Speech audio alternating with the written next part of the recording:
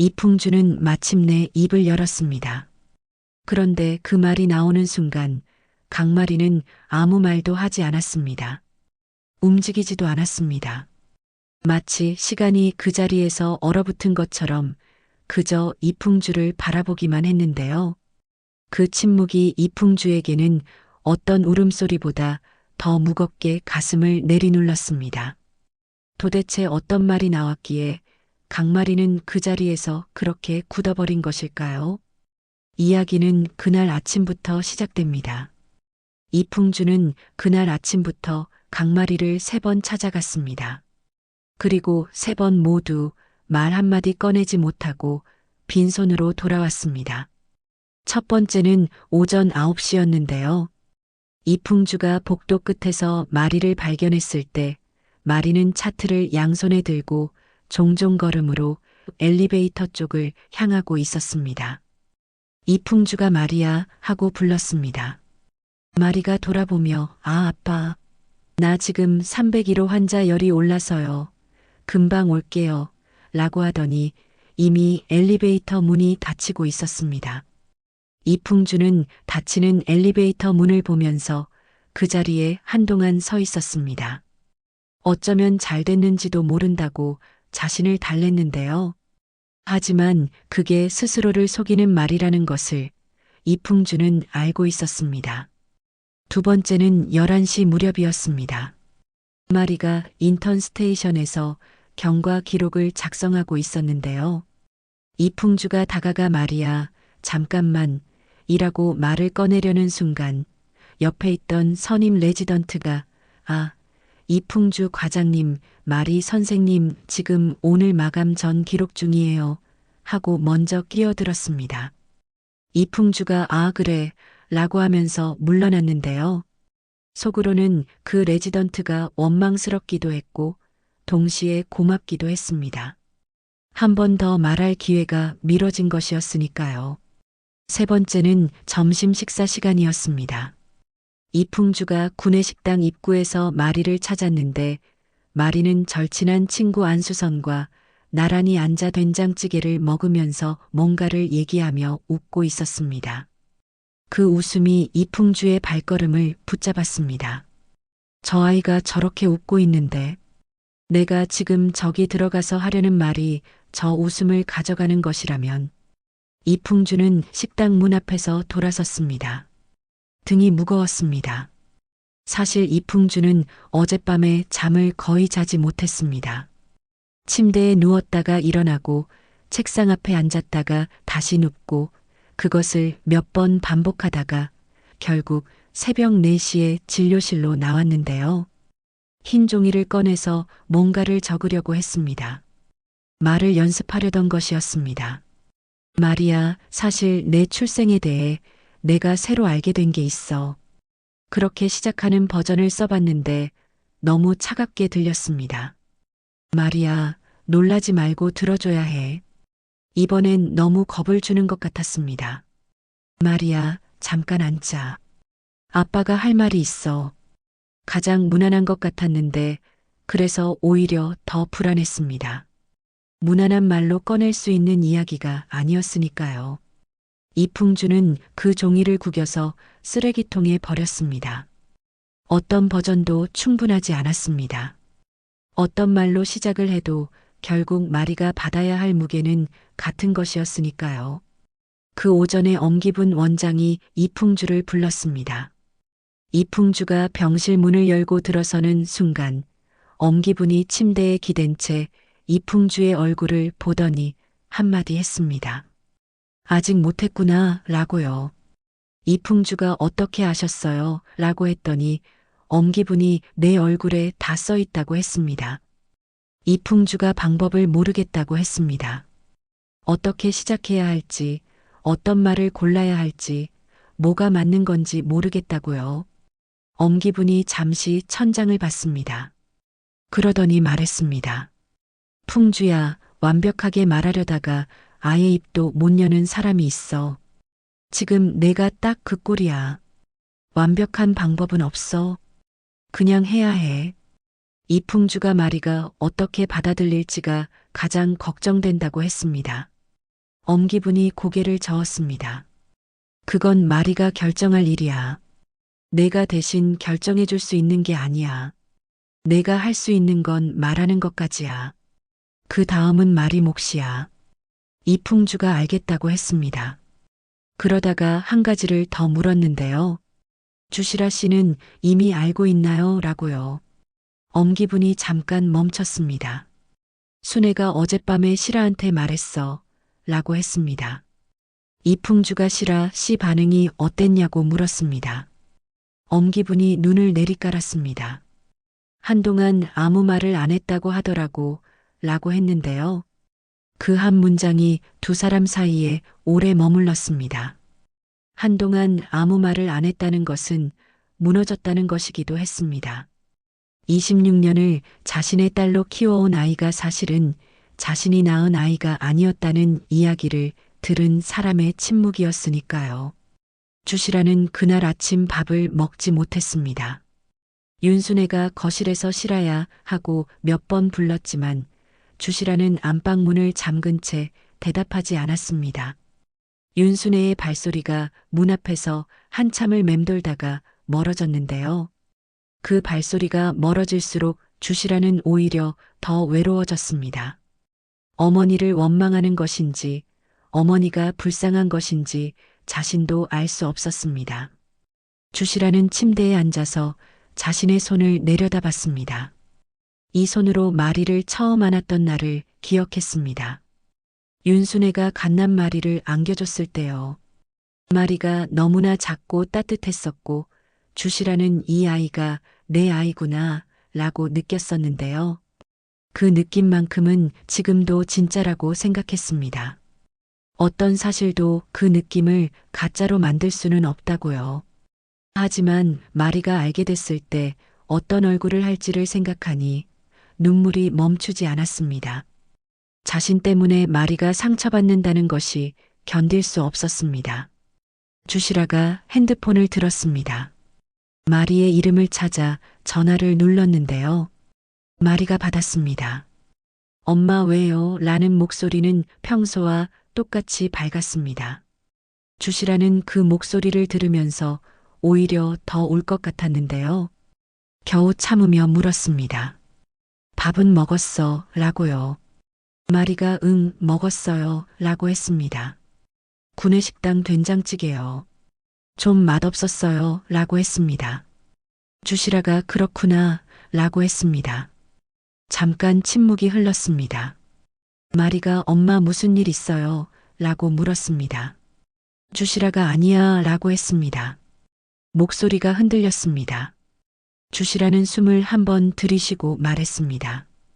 마리야, 나는 내가 내 딸인 거 변함없어. 전화기 너머에서 마리의 목소리가 들려왔습니다. 당연하죠. 왜 그런 말을 해요? 그 대답이 너무나 자연스러워서 주시라의 눈에서 눈물이 쏟아졌습니다. 마리는 지금 아무것도 모르면서 당연하다고 말하고 있는 것이었습니다. 진짜로 당연하다고 생각하면서요. 주시라가 전화를 끊고 손으로 얼굴을 감쌌습니다. 아이에게 사실을 알려야 한다는 것을 알면서도 지금 이 순간만큼은 마리가 아무것도 모르는 채로 당연하다고 말해주는 그 목소리가 너무나 소중했습니다. 오후 2시가 됐습니다. 이풍주가 마리에게 문자를 보냈습니다. 마리야, 잠깐 내 진료실 올 수 있어. 라고요. 마리가 금방 답장했습니다. 응, 바로 갈게요. 라고요. 이풍주는 그 답장을 보면서 진료실 의자에 앉아 두 손을 모았습니다. 심장이 평소보다 빠르게 뛰고 있었는데요. 의사가 이렇게 심장이 뛰면 안 되는데 라는 쓸데없는 생각을 하다가 그 생각 자체가 긴장을 증명한다는 것을 깨달았습니다. 노크 소리가 났습니다. 마리가 들어왔습니다. 앉아 라고 이풍주가 말했습니다. 마리가 의자를 당겨 앉으면서 무슨 일이에요? 라고 물었는데요. 이미 뭔가를 느끼는 것 같았습니다. 이풍주의 표정이 평소와 다르다는 것을 마리도 알아챈 것이었습니다. 이풍주가 입을 열었습니다. 그리고 닫았습니다. 다시 열려 했습니다. 마리가 먼저 말했습니다. 아빠라고 불렀습니다. 무슨 말인지 말해요. 저 겁쟁이 아니에요 라고 했는데요. 이풍주가 그 말에 잠깐 입가가 풀렸습니다. 그래 알아. 너 겁쟁이 아닌 거 나도 알아 라고 했습니다. 그리고 천천히, 정말 천천히 말을 시작했습니다. 말이야. 내 출생에 대해서 내가 몰랐던 게 있었는데 이제 알게 됐어. 마리가 이풍주를 봤습니다. 표정이 바뀌지 않았습니다. 그 표정 없음이 오히려 더 긴장하고 있다는 신호였는데요. 이풍주가 계속했습니다. 내가 28년 전 시술 사고로 마리 아버지가 됐다고 알고 있었는데 그게 전부가 아니었어.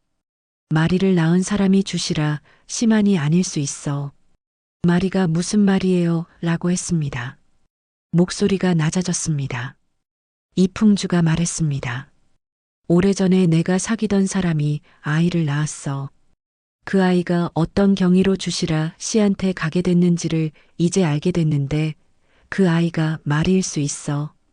진료실 안이 조용해졌습니다. 창밖에서 구급차 소리가 멀리서 들려왔다가 사라졌습니다. 그 소리가 사라지고 나서도 한동안 아무 말이 없었는데요. 마리가 먼저 입을 열었습니다. 그 아이가 저라는 게 확실해요? 라고 물었습니다. 흔들리지 않는 목소리였습니다. 그게 이풍주를 더 아프게 했습니다. 무너질 것 같아 미리 버티고 있는 사람의 목소리였으니까요. 이풍주가 아직 마리랑 직접 확인하지는 못했어. 하지만 정황이 너무 맞아 라고 했습니다. 마리가 잠깐 시선을 내렸다가 다시 들었습니다. 그 생물학적 어머니가 누구예요? 라고 물었습니다. 이풍주가 말했습니다. 송미령이야 라고요. 마리가 그 이름을 받아들이는데 몇 초가 걸렸습니다. 그러다가 말했습니다. 로비에서 본 그 여자예요. 이풍주가 그래 라고 했습니다. 마리가 자리에서 일어났습니다. 이풍주가 마리야 라고 불렀습니다. 마리가 잠깐만요 라고 했습니다. 생각할 시간이 필요한 것 같아요 라고 했습니다. 이풍주가 그래 라고 했습니다. 더 붙잡지 않았습니다. 마리가 스스로 설 수 있는 사람이라는 것을 알았으니까요. 하지만 문이 닫히는 소리를 들으면서 이풍주는 오랫동안 그 자리에 앉아 있었습니다. 진료실 안에 혼자 남은 이풍주의 두 손이 무릎 위에서 천천히 주먹을 쥐었습니다. 마리가 복도로 나온 것은 그 직후였습니다. 빠르지도 느리지도 않은 걸음이었습니다. 간호사가 인사를 건네고 레지던트가 서류를 내밀고 환자 보호자가 지나쳤는데요. 마리는 그 모든 것에 응하면서도 머릿속에서는 방금 들은 말들이 조용히 돌아가고 있었습니다. 그러다가 마리의 발걸음이 복도 한가운데서 멈췄습니다. 윤순의 할머니. 아무도 그 이름을 꺼내지 않았는데 마리의 머릿속에서 그 이름이 스스로 떠올랐습니다. 오늘 아침 엄마가 전화해서 나는 내가 내 딸인 거 변함없어라고 했던 것도 지금 이 순간 어딘가에서 맞물렸습니다. 마리는 엘리베이터 버튼을 눌렀습니다. 올라가는 방향이었습니다. 이 병원 옥상이었습니다. 같은 시각 주시라와 윤순애는 같은 집안에서 서로 다른 방에 있었습니다. 윤순애가 안방 앞에 가서 문을 두드렸습니다. 실아야 라고 불렀는데요. 한동안 조용하다가 문이 열렸습니다. 주시라의 눈이 빨갛게 부어 있었습니다. 윤순애가 방 안으로 들어가서 침대 끝에 앉으려다가 결국 바닥에 앉았습니다. 서서 말하는 것보다 앉아서 말하는 게 맞을 것 같았습니다. 죄인은 낮은 자리에 있어야 했으니까요. 엄마가 잘못했어 라고 윤순애가 말했습니다. 주시라가 어머니를 봤습니다. 그리고 물었습니다. 엄마가 마리를 안겨줬을 때 나한테는 뭐라고 했어요? 라고요. 윤순애가 말했습니다. 내가 시술 후에 의식을 잃었다고, 내가 아이를 받았다고 했어. 라고요. 주시라가 그 말을 들었습니다. 나는 그걸 믿었어요. 라고 했습니다. 마리가 태어나는 걸 내가 못 봤던 게 항상 마음에 걸렸는데 그냥 그런가 보다 했는데 라고 말하다가 멈췄습니다. 윤순애의 눈에서 눈물이 흘렀습니다. 주시라가 말했습니다. 나는 말이 엄마예요. 그게 바뀌지는 않아요. 근데 엄마가 나한테 거짓말했다는 건 그게 좀 오래 걸릴 것 같아요. 받아들이는 게 윤순애가 알아 라고 했습니다. 주시라가 일어나면서 말했습니다. 마리한테 전화해 봐야겠어요. 오늘 아침에 내 딸인 거 변함없다고 했는데 마리가 어떻게 받았는지 모르겠어서 라고 했습니다. 윤순애가 실아야 라고 불렀습니다. 주시라가 받습니다. 마리가 잘 받아들일 거야. 그 아이는 강하게 잘 컸으니까 라고 윤순애가 말했는데요. 주시라가 차분하게 대답했습니다. 마리가 강하게 큰 건 엄마 덕도 아니고 제 덕도 아니에요.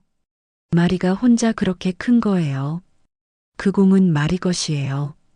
그 말이 칼날처럼 날카로웠지만 윤순애는 고개를 끄덕였습니다. 반박할 수 없는 진실이었으니까요. 그날 저녁 강민보가 이풍주를 찾아왔습니다. 이풍주가 어떻게 알았냐고 물었더니 강민보가 말했습니다. 마리가 문자를 보냈어요. 짧게, 아빠, 저 오늘 좀 힘든 일이 생겼어요. 라고만 했어요. 라고 했는데요. 이풍주가 강민보를 봤습니다. 강민보가 마리한테 연락해봤냐고 물었습니다. 이풍주가 해봤는데 받지 않더라고요. 라고 했습니다. 강민보가 저도 마찬가지예요. 라고 했습니다. 두 사람이 잠시 서로를 봤습니다. 하나의 딸을 걱정하는 두 아버지가 같은 공간에서 처음으로 마주 앉아 있었습니다. 이풍주가 말했습니다. 강세가 같이 있다는 연락은 왔어요. 옥상에 있다고요. 라고 했습니다. 강민보가 그렇구나. 라고 했습니다. 그럼 강세가 있으니까 괜찮겠지. 라고 했는데요. 그 말에서 체념의 냄새가 났습니다. 자신보다 강세가 마리 곁에 더 먼저 있다는 것을 받아들이는 목소리였습니다. 이풍주가 말했습니다. 강민보 씨, 나는 마리한테 뭔가를 해줘야 한다는 생각을 너무 많이 하는 것 같아요. 그냥 있어주는 게 먼저인 것 같은데, 라고 했습니다. 강민보가 그 말을 받았습니다. 오래 있다가 말했습니다. 맞아요. 나는 뉴욕 가서 그림을 그리는 게 마리한테 뭔가 해주는 거라고 생각했는데, 그냥 거기 있으면 됐었는데, 라고 했습니다. 이풍주가 아무 말을 하지 않았습니다. 강민보가 스스로 이미 알고 있는 것이었으니까요. 강민보가 가방에서 작은 캔버스 하나를 꺼냈습니다. 이풍주에게 내밀었는데요. 이게 뭐예요? 라고 이풍주가 물었습니다. 강민보가 말했습니다. 말이 수술하던 날 밤에 수술실 앞에서 기다리다가 흰 캔버스에 색을 얹기 시작했어요. 손이 자꾸 움직이더라고요. 그게 이거예요. 라고 했습니다. 이풍주가 그 캔버스를 봤습니다. 형태가 없었습니다. 색깔들이 겹치고 번지고 어우러져 있었는데요. 어딘가 따뜻하고 어딘가 불안하고 그러면서도 중심이 있었습니다. 이풍주는 그림을 잘 모르는 사람이었지만 이게 마리를 그린 것이라는 건 알 수 있었습니다. 마리한테 줄 거예요. 라고 강민보가 말했습니다. 언제 적당한 때가 오면 이라고 했습니다. 이풍주가 고개를 끄덕였습니다. 두 사람이 한동안 그 캔버스를 함께 봤습니다. 서로 다른 방식으로 같은 아이를 사랑해온 두 사람이 그 사랑의 흔적을 바라보는 시간이었습니다. 이풍주가 퇴근 준비를 하다가 진료실 불빛이 켜져 있는 것을 봤습니다. 자신의 진료실이었는데요. 분명히 끄고 나왔는데 라고 생각하며 문을 열었습니다. 그리고 멈췄습니다. 소파에 강마리가 웅크려서 잠들어 있었습니다. 이풍주는 한동안 그 자리에서 마리를 봤습니다. 마리의 얼굴은 잠든 채로도 뭔가를 생각하는 것 같은 모습이었는데요. 이풍주가 진료실 겉옷을 조용히 들어서 마리에게 덮어줬습니다. 그 순간 마리가 눈을 살짝 뜨더니 말했습니다. 아빠, 여기서 자도 되죠? 라고 물었습니다. 이풍주가 자라 라고 했습니다. 마리가 눈을 다시 감으면서 말했습니다. 내일 송미령 씨 만날게요 라고요. 이풍주가 알겠어 라고 했습니다. 마리가 잠들었습니다. 이풍주가 건너편 의자에 앉아서 마리를 봤습니다. 얼마나 오래 그렇게 앉아 있었는지 모르겠는데요. 어느 순간 이풍주의 눈도 감겼습니다. 부녀가 같은 공간에서 잠든 밤이었습니다. 아직 많은 것이 해결되지 않았고 내일은 더 무거운 일이 기다리고 있었습니다. 하지만 그 밤만큼은 진료실 안이 이상하게 따뜻했습니다. 다음 백구와 강마리는 혼자 옥상으로 올라갑니다. 서울 하늘을 내려다보면서 마리가 한동안 아무 말도 없이 서 있을 때 옥상 문이 열리며 누군가가 마리 옆에 조용히 섭니다. 이강세였습니다. 말 한마디 없이 나타나서 마리와 똑같이 서울을 내려다보는데요. 마리가 먼저 묻습니다. 어떻게 알고 왔어요? 라고요. 강세가 대답합니다. 마리가 익십해서 이라고요. 그리고 마리가 말합니다. 나 울면 한동안 못 멈출 것 같아서요. 라고 했는데요. 강세가 대답합니다. 괜찮아. 내가 있잖아. 두 사람은 그렇게 서울 저녁 하늘 아래 나란히 섰습니다. 말이 필요 없는 곳에서 말없이 함께 있는 것, 그것이 가장 깊은 위로라는 것을 두 사람은 알고 있었습니다. 백구와도 함께 해주세요. 오늘 이야기 어떠셨나요? 이풍주가 3번 찾아가다 3번 돌아왔던 그 망설임, 주시라가 먼저 건 전화 한 통, 그리고 마침내 말을 꺼낸 오후 2시의 진료실까지. 오늘 백파라는 가장 어려운 것이 말이 아니라 침묵이라는 것을 보여준 이야기였습니다. 이 이야기가 마음에 남으셨다면 구독과 좋아요 꼭 눌러주세요. 여러분의 따뜻한 반응이 저에게는 이 이야기를 계속 들려드리는 가장 큰 힘이 됩니다. 다음 편에서 더 깊은 이야기로 찾아오겠습니다. 오늘도 시청해 주셔서 진심으로